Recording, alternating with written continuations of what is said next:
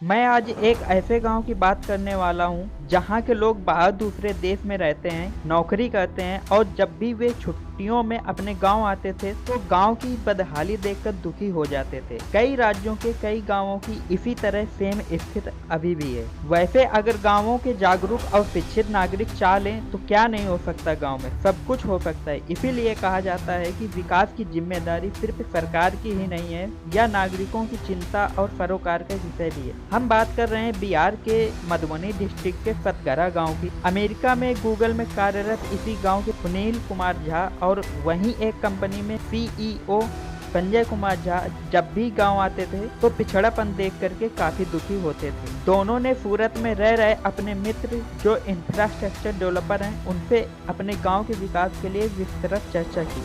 इसके 2 वर्ष बाद सतगरा विकास फाउंडेशन में एसडीएफ की नींव पड़ी। धीरे धीरे करके दुबई, इंग्लैंड, बहरीन, कतर में रहने वाले गांव के करीब 1 दर्जन अन्य लोग भी जुड़ गए।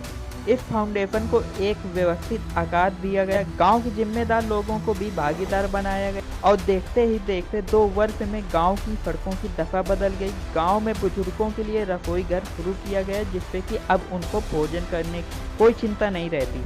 वहीं एसडीएफ ने 6 लाख से दुर्गा पोखर में घाट और यज्ञशाला का निर्माण कराया। गांव में 1 +2 और 2 प्राथमिक विद्यालय हैं। खास बात यह है कि इसमें पढ़ने वाले कमजोर और जरूरतमंद बच्चों के लिए अलग से निःशुल्क स्मार्ट क्लास की व्यवस्था की गई है। वाईफाई की सुविधा इस गांव में है जिस कारण विदेश या बाहर से आने वाले लोग वर्क फ्रॉम होम या ऑनलाइन की मीटिंग की स्थिति में यहीं से काम करते हैं। यहाँ इन्वर्टर और प्रोजेक्टर की भी व्यवस्था है। सुरक्षा के लिए 72,000 रुपए की लागत से 16 सीसीटीवी कैमरे भी लगाए जा चुके हैं और अनियमित बिजली की आपूर्ति को देखते हुए सोलर लाइट की भी व्यवस्था की गई है। यहाँ एक एम्बुलेंस की भी व्यवस्था की गई है।